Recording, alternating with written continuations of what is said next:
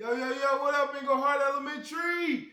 S.T.E.A.M Chemist here, back with another great science show. Today we are going to do some explosive science experiments. We are going to venture off into the realms of science, technology, engineering, art, and mathematics. Now remember, do not attempt to do anything you see on this show. It is very dangerous, and I have been trained to do all the experiments that you're about to see. Also, safe science. Safety is very important, so you're going to learn a lot about safety, and we're going to learn a lot about reactions today because we are going to do some explosive science experiments. Let's get started. Let's start with this experiment. This right here is just a water container. A lot of times we see this upside down with the water cooler, you push the button and the water comes out in your cup and you drink it. Yeah, but today we are going to transform this into a rocket. Whoosh, it's going to do whoosh. But we're going to do this safely.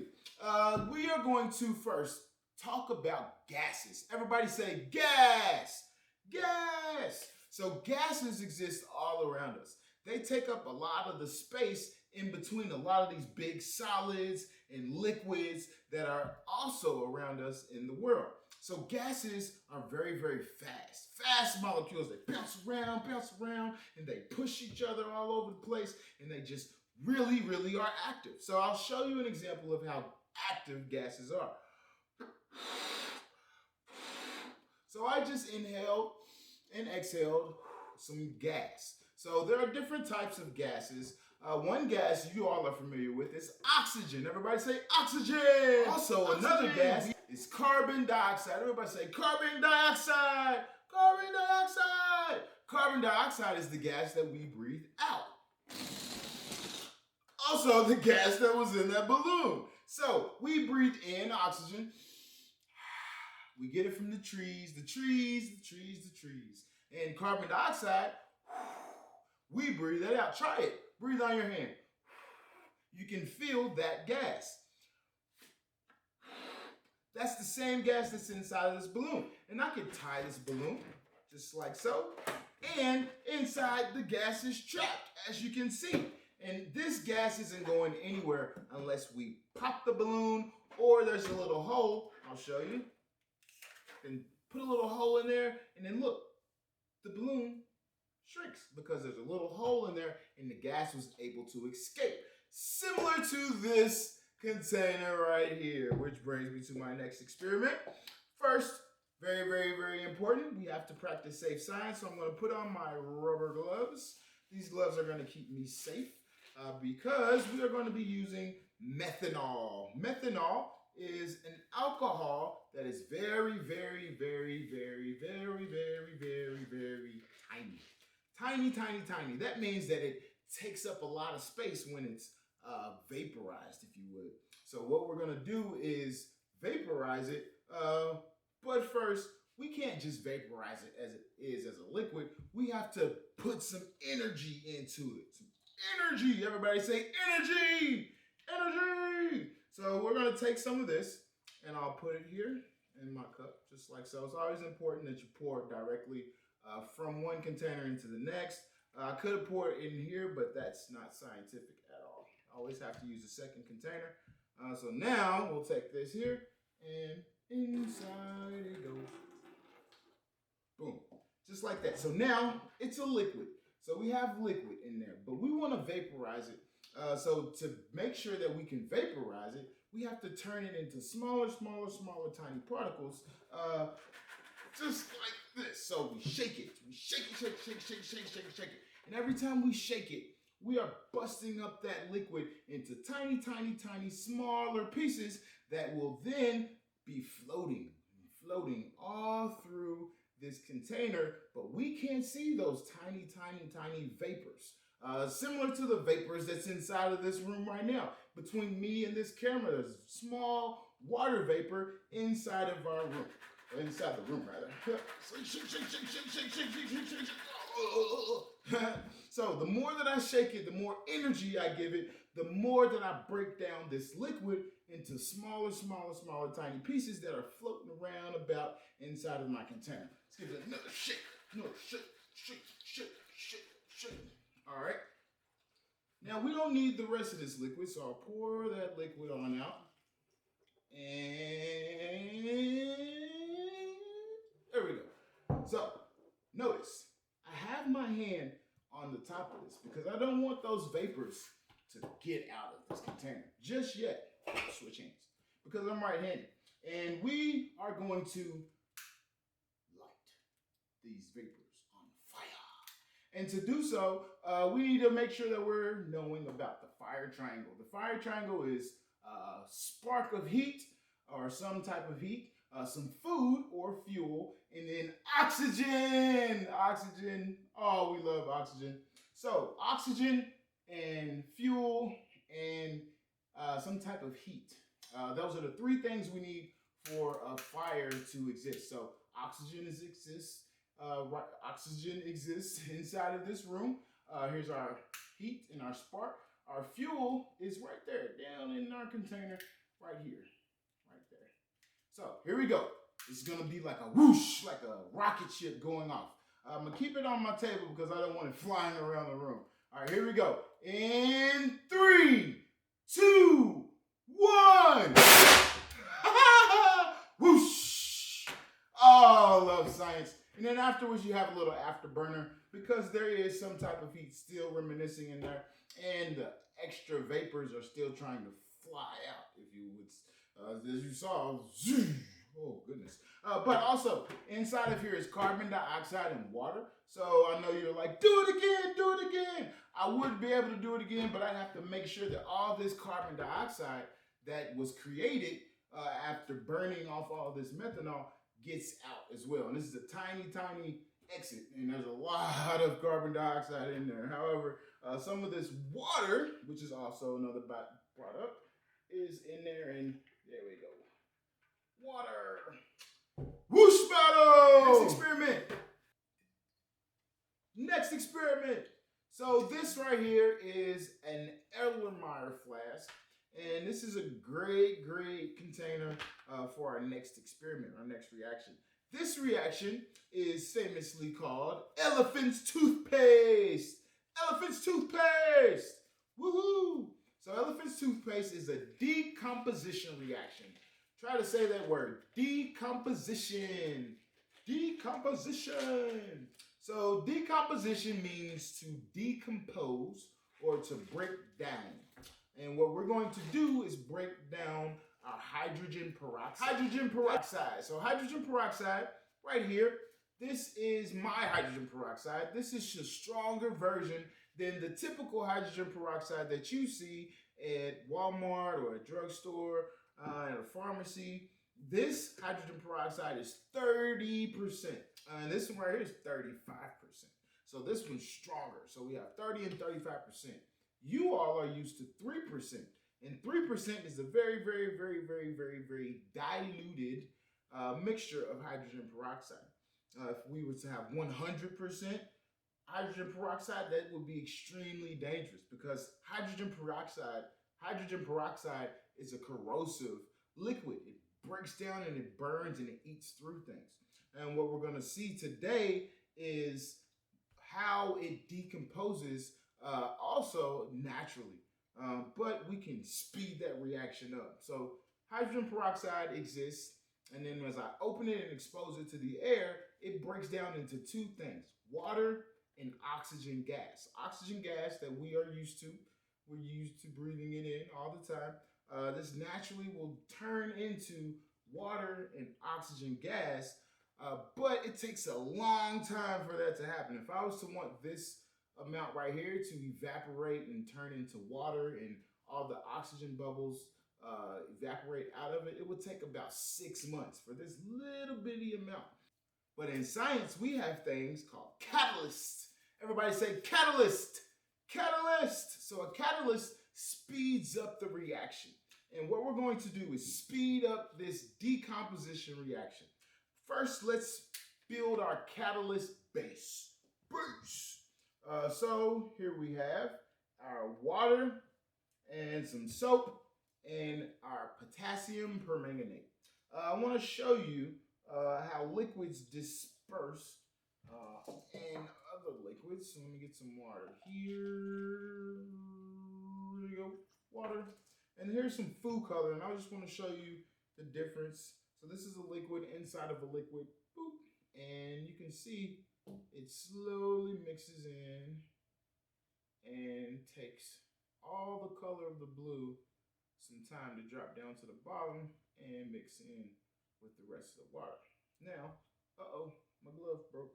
So now let's take some of our potassium permanganate solid and sprinkle some in here like so.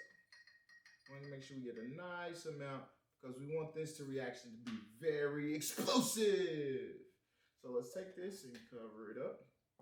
Now, we don't want our peroxide in there just yet because it would expand and it would bubble and we wouldn't have anything in there to trap those bubbles because remember, oxygen is a gas and our liquid that's going to be remaining is going to be a water. But to trap those gas bubbles, we'll take some soap and insert some soap. Just like so. And then we want to get some water in there and get that nice and mixed up well. Just like that. And with the stirring action, we can get that nice and mixed even more. And boom, just like that. Now, here comes the fun part. What we're going to do is take some of our hydrogen peroxide and pour it in our container here because this reaction is going to happen very fast. I'll push it a little forward so it doesn't splash on me, you know. So here we go. All right, and remember, this is a decomposition reaction. It's going to decompose our hydrogen peroxide into water and oxygen gas. Our oxygen gas is going to be like foam and suds. It's going to be hot and steamy because remember, we are breaking these bonds up and it's going to create some heat or some energy. All right, move this out of the way. Here we go. In 3, 2, 1. Ha! Whoosh. And it's very, very puffy. It's steaming. There we go. Steaming because it has a lot of heat. And then, of course, when we warm up water, it boils and then it steams. So that's what you see here. All of this steam is water vapor, similar to our vapors that we had from our previous reaction. And of course, now you can see all the big fluff and all the bubbles that are trapped from our soap. And this is why they call it elephant's toothpaste because it's so foamy. It's like an elephant can come scoop up the trunk and brush your teeth. Elephant's toothpaste! Woo, nice and warm. Woo, nice and warm. So this next experiment is going to cool things down a little bit. We are going to learn about nitrogen. Everybody say nitrogen, nitrogen. Nitrogen is an element that is very abundant. That means there's a lot of it. It's all in this room. It's all outside. It's the most abundant element actually in the atmosphere. It's a gas that we are most prevalently seeing it or feeling it as the wind blows or as we breathe in. But nitrogen right here in liquid form. So this is my door and we're going to see nitrogen in liquid form. So it exists as a gas and a liquid. So remember, safety science. Put on my gloves here, pull out my container here. Let's get this open. So nitrogen is very, very cold as a liquid.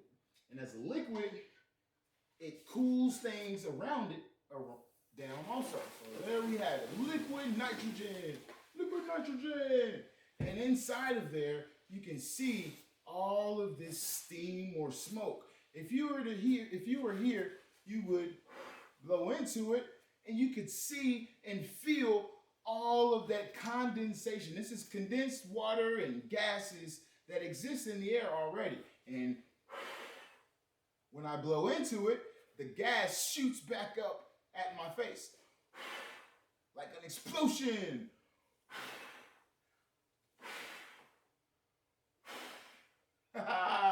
Feels so good. Now, if I take these balloons and I stick a balloon in there, look at what happens to the balloon. The balloon goes down and down deeper into my container. But check it out. It doesn't look like it's full of air anymore. But here, let's take a look. Just put another one in there and another one in there. So what you're seeing here, I'll leave this one out so you can see it. The gases that exist inside this balloon are getting very cold and condensing closer and closer together because they want to warm each other up. They want to stay warm because when they're warm, they can spread out and they have a lot of energy. But when it's cold, it slows down their energy, so they kind of get closer and closer and condense and cuddle up and huddle up to keep their energy and preserve their warmth. So that's what you're seeing as it gets down deeper and deeper into this frigid, cold environment. It's negative 321 degrees Fahrenheit, the liquid is. So if I was to take some of that liquid, put it in my cup, look at it now. It's boiling because it's so hot outside of this room or outside of this container. And it's boiling still because in this room it's so hot and it's evaporating. Everybody say evaporate. Evaporate. That's what we're seeing here. That liquid is boiling and turning into a gas. So there we have it there, liquid. And I'll show you, it's turning into a gas by popping that lid off. There we go. See, look at that. Pop, pop, pop, pop, pop. Pop, pop, pop, pop. And it'll keep going on and on and on and on because all that liquid is turning and churning and churning and turning into gas. That's what's building up the pressure right here. And pop, pop goes the lid because all that liquid that I just poured out is turning into gas. Now that I poured out all that liquid and I put the container on, nothing happens, right? Because none of that liquid is in there turning into a gas. And the gas that does exist in there doesn't expand until I squeeze it and then pop goes the lid, just like so. Let's check on our balloons. So look at our balloons now. Look at that. They're frozen. But look, as they warm up, they're growing, and they're growing, and they're growing. Whoa, look at that. Now, look at this. Look at that one. Slowly but surely, the balloons grew back to their normal size because it warmed up. And the way that they warmed up was releasing themselves from this cold environment. So in the cold, they got shrunk and condensed. But out here in the heat, they like to expand and grow. Remember from the first experiment, gases are very, very fast and move all over the place. So if I was to take this in, whoops, this is my pig. Pop, pop. So that's the sound of all the gas escaping right at once. Pop. And inside of here is more gas. And we can see the differences of gas. The gas that's in here when I pop, look, we can't see that gas. But this cold gas, we can see that gas, can't we? Let's go to our next experiment. This next experiment requires our bucket, some water, a container, and a heat source. Oh, and of course, liquid nitrogen. But we'll get to that later. Now, what we're going to do is take some of this water and we're going to put it in our electric kettle. Inside of our electric kettle here, boom, this electric kettle plugs up to the wall, turning our water nice and hot, raising the temperature, perfect for our experiment. So we'll take it, put it on this right here, and plug her up. All right, now we're back, and you can see my water has transformed. And look, all the steam that you see coming out of it. That's because this water was just like our other experiments, giving heat and energy. And what that does is break down the bonds into smaller, tiny pieces a lot of times, ready for reactions. Now what we're going to do, take our water, and I'm going to pour it into this container here for an easier pour for our final explosion. Now that requires our bucket here, just like so. Let me get some nitrogen, liquid nitrogen. What we're going to do is evaporate. Everybody say evaporate! Evaporate, evaporate this liquid nitrogen right here back into its natural gas, the gas that it wants to be. So inside of here is bubbling and bubbling and bubbling because liquid nitrogen would rather be a gas. It doesn't like to be a liquid. In liquid form, it's very, very antsy and bubbly and vigorous and dangerous.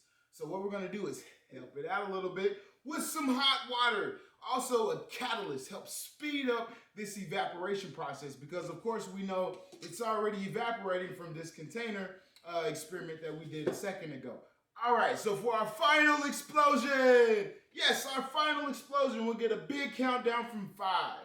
In 5, 4, 3, 2, 1. Woohoo! Now you can see it's bubbling and bubbling and churning. Woohoo! And you can play with it just like so. Awesome, awesome, Engledard Elementary. I appreciate you all so much. I look forward to seeing you all next time in person so that we can do some of these experiments and explosions bigger and better than ever. Thank you all. Remember, peace, love, and science. See you next time. Take care.